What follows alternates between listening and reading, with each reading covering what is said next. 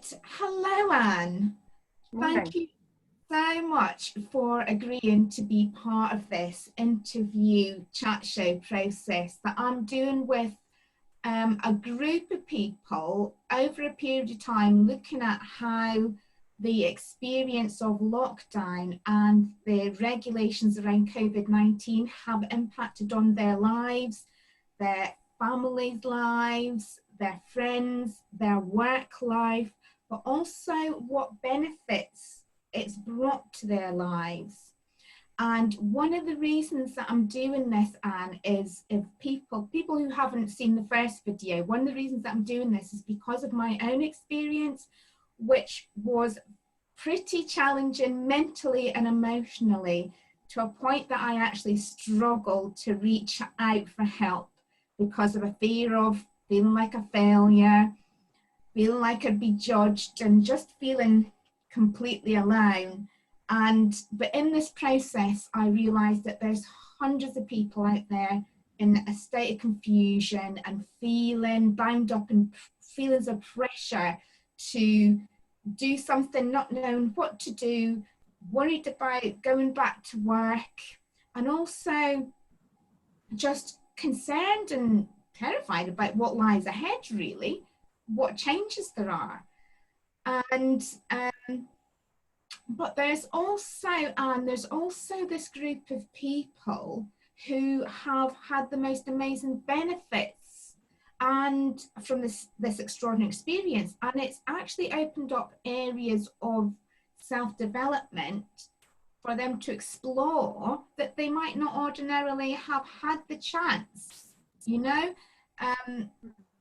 at any other time. So I'm aware that this connection might actually freeze a bit, but we'll just keep going.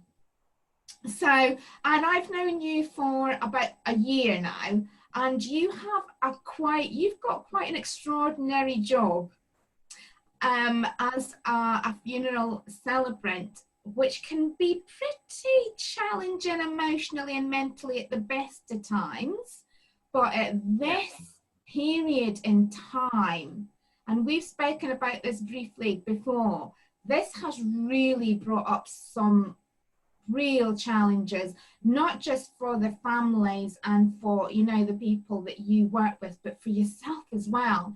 And I wonder if I could invite you and to share a bit about how that's affected you at your work life. What's it brought up for you? I would say the biggest thing that it's done is it's made me take other people's grief home, which is something that I don't normally do. Because when you're doing services, you've got a larger number of people normally. Of course, you concentrate on the family, but when you yourself feel that the family's grief is getting overwhelming to you, you can refocus. But right now, you've got immediate family sitting in front of you. Their grief is raw, sometimes because their loved one has gone into hospital maybe 2-3 weeks ago. In fact, there was one yesterday that I did, not yesterday, the day before. The man's wife went in for a simple procedure and was expected home in a couple of days. And they said, see you in a couple of days, blah, blah, blah. And she died. Oh, dear. So, and there was breathing problems, so it's been treated as a COVID death. So he's not been able to see her when she was at rest. Because one of the things that I have been saying to people, if it's not COVID, if you haven't been able to see your loved one that's died suddenly, write them a letter.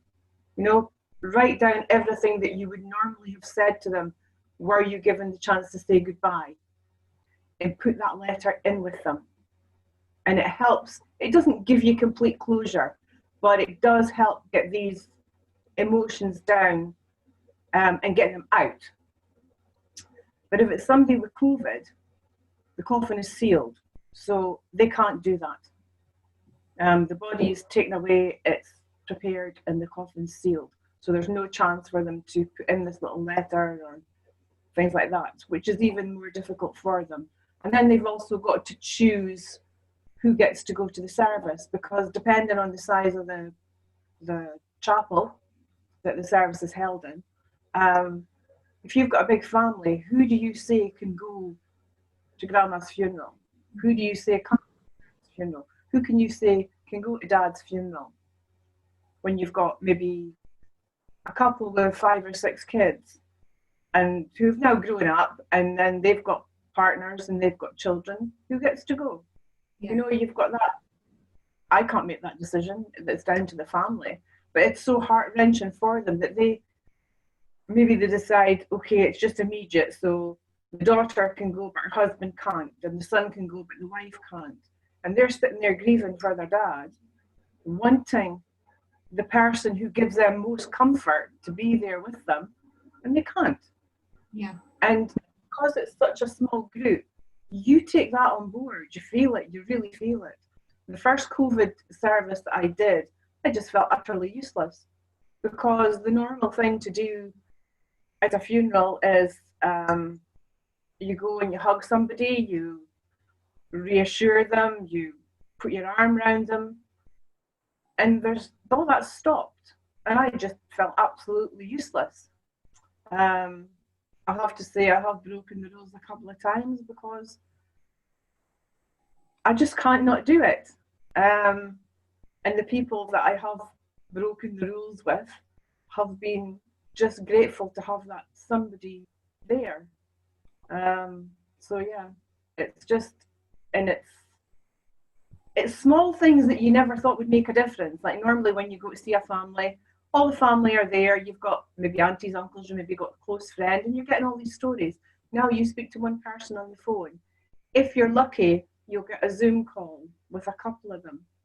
But it makes that so much difficult. So where I've turned it around now, because chances are the people at the service are immediate family. So they're going to know this person's history. So instead of getting the whole history from birth to death, I'm taking a short eulogy, and then I'm asking for everybody's memories. So I'm asking the family to get in touch with extended family, get in touch with close friends, work colleagues, and share a small memory of that person. And it's made the service more, I'm not sure what word I'm looking for, but they're getting more out of it. They're getting the comfort and the reassurance that whoever has passed was held by high regard by so many people. They're hearing stories. Okay, they've seen the email that's come in, or they'll see the script for the service before I deliver it. But they're the only ones that's seen it. So when it comes to the outline of the service, if it's a funny story, then it lifts everybody's spirits, and it's just made it a little bit softer, rather than just the straight eulogy. So I found that has been good. That's been good for families, and it's also been good for me, because I'm hearing not laughter, but I'm hearing just a little ripple of it just makes it a little bit lighter. Yeah. But again, if it's a baby, you can't do that. A baby is a baby. And nearly always you've just got the immediate family there, and you take that home. Normally I'd go and meet my friends, have a cup of coffee, have a blather. You can't do that. I live on my own. I think the dog's fed up hearing all my stories. The cats have kind of gone, oh, again. So, and I don't want to go and phone up my friends and say, oh, I had this really horrible service today. I really need to speak it through, because they're all in lockdown. They've all got their own issues. So they're not going to want, and I know that they would say, look, anytime. And they would mean it from the bottom of their heart. But I don't want to go and put that on somebody else. You know, it's my choice job. Somebody else taking on somebody else's grief, if you know what I mean. Yeah, I totally get. I totally understand what you're saying there, Anne. That's all. I mean, it really does resonate. And I have to apologize that the connection this morning is a bit stop start, but what you've said is really come across really well, and it reminds me of the first, when you talk about the boundaries, it's put up, like in the first video that we had with Katie. This situation has really put up boundaries, even, but it's like even when boundaries when you're close to each other, and it really is making, it's really impacted our sense of that connection with each other, hasn't it? It's really emphasized that need, that real human need for connection. And it must be, I know from a couple of people I know who have lost people, and I've lost a friend from this, and it's the amount, it brings up some really powerful emotions. It really I does. know, watching these gatherings and everything at the weekends and the protests, and I can understand where it's come from, but I actually sat in tears watching it, thinking, how many more people are going to die? You know, when you see it firsthand, the impact that it has on families, and you see some of the stupid things that people do, you think, do you really realize, you know, what impact this can have on your family? Yeah. But unless you're there in the front line, you don't see it. You can imagine it. But when you see all that, you think, how many of these people are going to either take it home and pass it on to grandma, or succumb to it themselves? And it's like a never-ending story. It's really scary. When can you start hugging people again? You know, my mum and dad were never huggers, so I turned into a hugger. And you just want to hug people, because you can see the pain that's being caused, not just on the funeral services, but even when I go to the funeral directors, the girl that's been taken, been dealing with the family, the funeral arranger. Yeah. She's feeling their story, and again, she's in the same situation as me. And when she's had a hard time, or when he's had a hard time, normally it's just a case of, oh, never mind, come on, we'll do this. But that's all, that's all vetoed as well. When your best friend's not feeling well, or you meet them when you're out for a walk, and you meet them, go, oh, hi, how are you doing? It's just like, and when will people feel comfortable hugging other people again? Yeah. Is that something that's going to stop? Are people going to have a second thought? Yeah. Well, one thing that really annoys me, we've got somebody that stays not far away, and he spits all the time. It just disgusts me, sorry. I know it's nothing to do with it, but you would think, in this climate, he'd maybe think, oh, well, I maybe better not spit. And yeah, and that's, no, but that's really, I know we're laughing about it, but that's really interesting, Anne, isn't it? You're just raising that bit about, it's changing the way we're thinking about other, our connection with other people. It's really put this weird doubt that brings us, it brings an inner conflict, and it's very uncomfortable, isn't it? Because it's like we want to connect with other people, and yet we've got this invisible barrier that's extremely powerful, isn't it? Extremely powerful.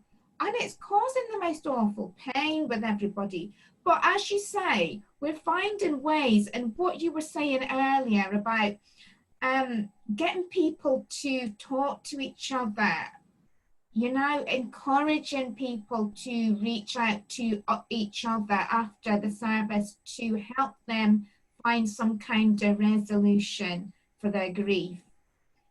That's really powerful. That sounds like, how is that?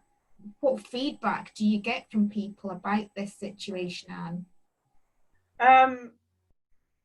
The feedback that I've had for the services that I have done have all been really positive. They said that it's helped And I've said, you know, even though you can't post, even though you can't, you know, put the actual letter in the coffin, still write it.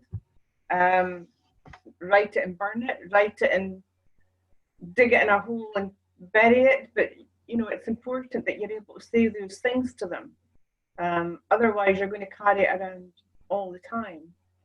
Especially if it's somebody that maybe had a hard word before something happened, and they feel now that, you know, you get that anyway.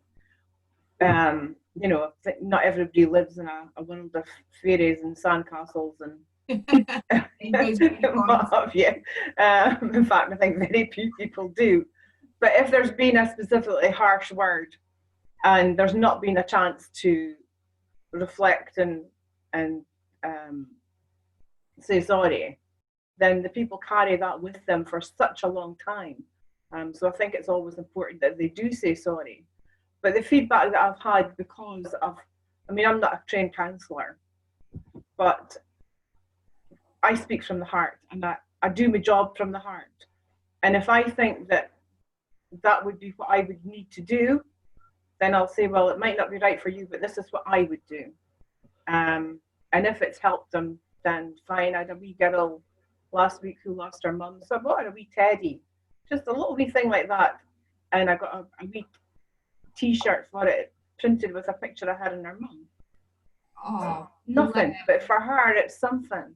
Oh, and it's just, I've just gone the extra mile just now. Well, yeah, I have gone the extra mile for a lot of my clients, just in my families just now. But I just think that's what you need to do. You need to give a little bit extra. But I'm also aware that I'm taking what I'm given, I'm taking out of myself. So yeah, I'm just so glad I've got my dog and my 2 cats, because they're the ones that kind of keep me sane. And Kathleen down the road as well. I nip down and sit on the dyke for a cup of tea, and she moans about her husband, and I moan about everything. So yeah, that's what we need, and I think that's a lesson for me as well. It's definitely a lesson for me as well, and I know what it's like. We're both only children. We're both with no family, and for anybody else out there, it's really, you know, just because you're in a job where you're helping other people, we're not immune. And that's something that Katie was saying in her first video. We are not immune to this, to the feelings of, you know, it really takes out of you, doesn't it? Even when I think as well, when you're an only child, you're not good at sharing. And I don't mean you're not good at sharing your like books or toys or things like that. You're not good at sharing your feelings, because when you're outside with your pals, it was great as a child, but you came in and that was you. You didn't share inside the house. My mum and dad were older when they had me, so we were never on a level that parents and children are nowadays. If I had something bothering me, I would sit and work through it myself, which is what I still tend to do, because I don't feel comfortable reaching out, because I don't feel that I should be putting my feelings onto somebody else. And I know you're the same. And even though I've said to you, my garden's always open for coffee. And if you were to say the same to me, I would say, all right, thanks very much. And then think, oh, I don't really want to bother Mia just now. And I know you're exactly the same. I know. And this, but it's so interesting, isn't it? It's so interesting. Even in all the things that we're going through, all the challenges that we're facing, it is actually bringing up the real truth about our humanity, and that we really need to connect with each other. We really are, you know, a support for each other. How much we need that, how much that's needed for our to help us to be happy, to be healthy, to kind of keep going. It really, really is. And it's bringing that together. It's really showing us we need to try in ways. It's helping us to find other ways to bring us together. Yeah. So yeah, and I'm so glad that you have your animals. I do miss my doggy, but it helps a lot. Even though even though they have their own issues being locked up, as you know, not being locked up, but being restricted. They have their own issues. My cats are not restricted at all. Zach, And Jax, he's living his best life ever. The wee boy next door, him and they have got a unbelievable bond. So much so that I've got to shut the side window because every time he hears movement from next door, he's through. Is that Joe? Is that Joe? Is that Joe? But yeah, so he's living his best life ever because he's got like another teenager to go and play with. So, and it's helping Joe because he's not got his friends. He's 12. So he's not got his friends about him. He's an only child. So having Jax, the two of them play in the garden and they go away for a walk with his mum and dad, and it's been good for Joe as well. He's helped him a lot. oh, that's wonderful. I just think if you see somebody walking down the street, say hello. It doesn't cost you anything. Say hello and smile. If it turns into a conversation, great. If it doesn't, well, at least you've said hello and smiled. You've done your bit. That's great, Anne. If you don't feel like a smile, bare your teeth. Don't pretend you're smiling. Bless. Thank you. Oh, Anne, that was absolutely wonderful. And my garden's still there if you want a coffee. Yes, I know, and I think I'm going to have to take you up on that one. So, yes. Was it Pinky Promise? I don't know what it is. Pinky Promise. Pinky Promise. We can have kisses. Bless. And this has been just so lovely. This has been so lovely, and it's really brought up so many amazing things that I'm sure the people out there will actually, you know, there'll be so many people resonating with this, and hopefully they'll get something out of this, which is one of the reasons why I'm doing this. And I just want to say thank you again, Anne. Thank you so much for this. It's been it's been an absolutely wonderful conversation, and what you're doing is amazing. It really, really is. And I'm sure your families just so appreciate who you are and what you do. It's absolutely great. As hard as it is, I still love it. I know. I'm just wondering, is there anything else you want to add to this, Anne, before we close? No, I just say to anybody listening, be kind to other people. You don't know what they're going through. Yeah. That's all. That is. And it doesn't cost you anything. Oh, it might cost you a cup of tea or coffee. I can't remember getting out biscuits, but my gate's always open. My front door's not open yet, but my gate's open. Anybody that's passing, feel free to walk in. Bless you. Thank you so much, Anne. Okay. Take care, everybody. Bye. Bye.